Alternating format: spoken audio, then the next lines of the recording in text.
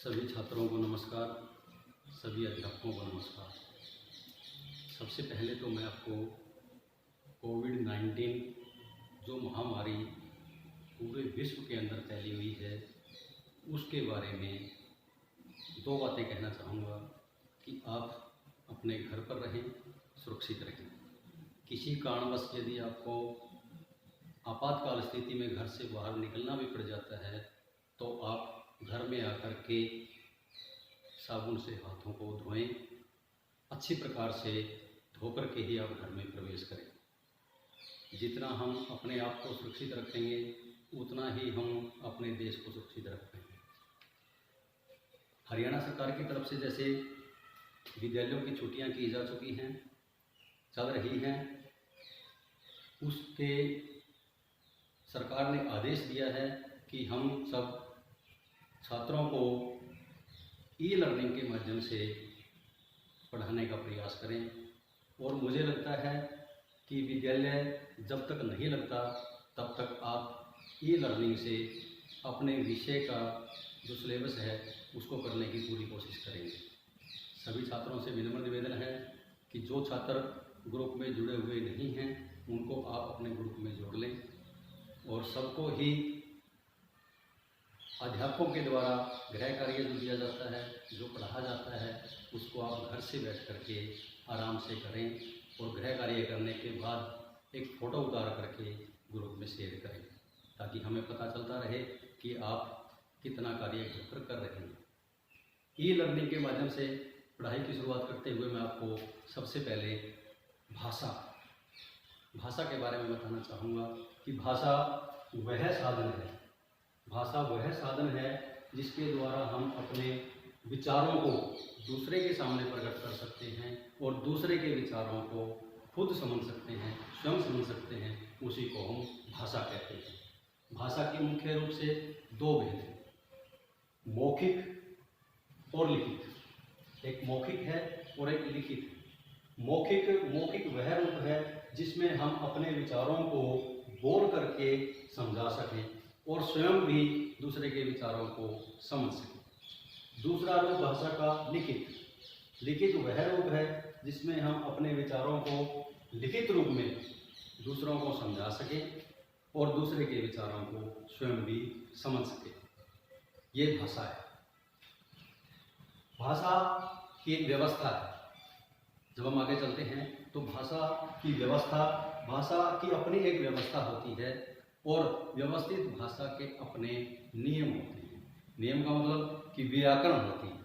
व्याकरण वह शास्त्र है जिससे हमें किसी शब्द के बारे में पूरा ज्ञान प्राप्त होता है।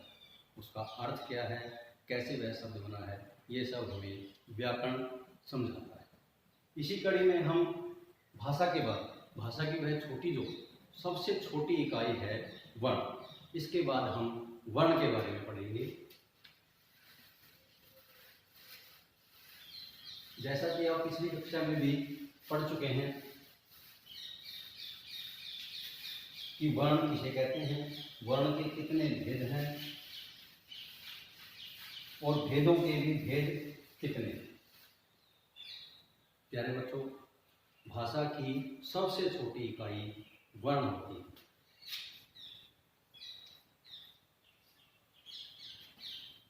इसमें पहले प्रश्न लिखेंगे हम कि वर्ण किसे कहते हैं। उसका उत्तर आपने अपनी कॉपी में उतार लेना है कि वर्ण वह छोटी से छोटी ध्वनि जिसके टुकड़े न किए जा सकें,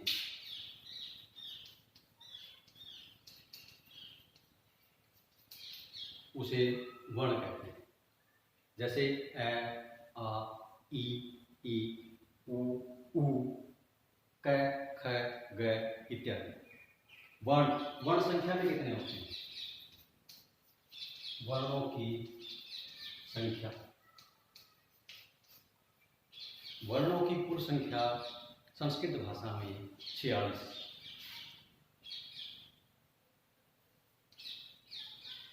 जिसमें से स्वर कितने हैं और व्यंजन कितने हैं ये मैं आगे धीरे धीरे बताता रहूँ। वर्ण के भेद।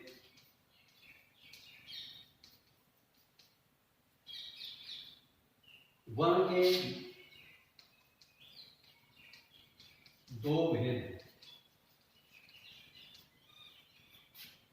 एक स्वर, दो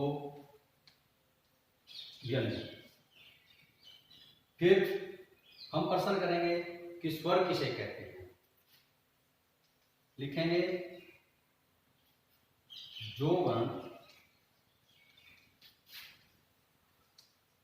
बिना किसी की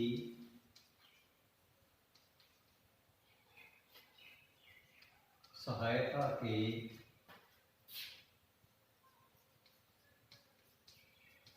बोले जाएं,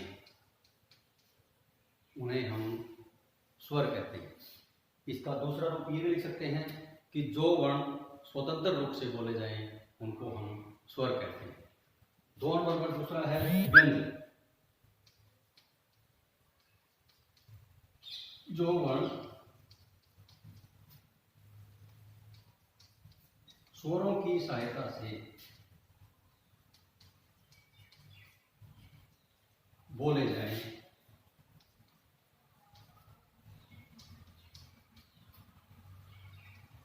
उन्हें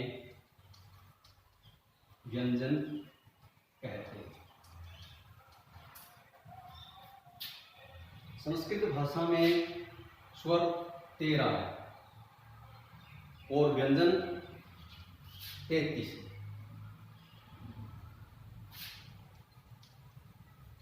व्यंजन 33 और स्वर 13। ये कौन कौन से हैं?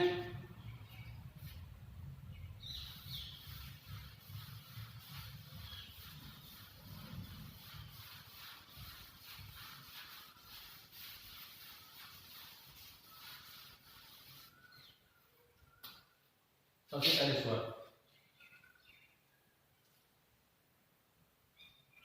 है आ, ई, ऊ, री,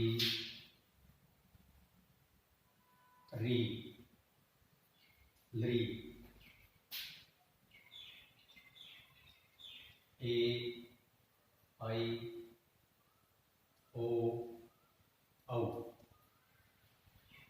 1 2 3 4 5 6 7 8 9 10 11 12 13। संस्कृत भाषा में 13 स्वर होते हैं, जिनमें दीर्घ री और एक दृ। ये 2 स्वर हमारे हिंदी भाषा में प्रयोग नहीं किए जाते हैं। व्यंजन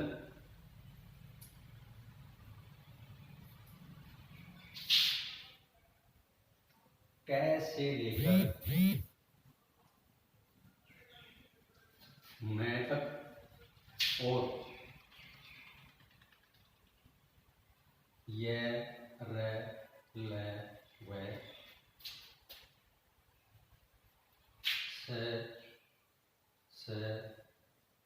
स, है। ये 33 व्यंजन है। प्यारे बच्चों, स्वर और व्यंजन दोनों ही भाषा की सबसे छोटी इकाई है और इसको याद रखना बहुत जरूरी है। हम चाहे कितनी ही कक्षाएं आगे पास करते चले जाएं, सभी के अंदर स्वर और व्यंजन यही रहेंगे और इतने ही रहेंगे। लेकिन यदि हम बड़ी क्लासों में जाने के बाद हमें पता लगे, कोई पूछने लग जाए कि स्वर बताइए कितने हैं, व्यंजन बताइए कितने हैं, और हम बता ना पाएँ, तो हम 9वीं क्लास में 10वीं क्लास में पहुंच पाते हैं।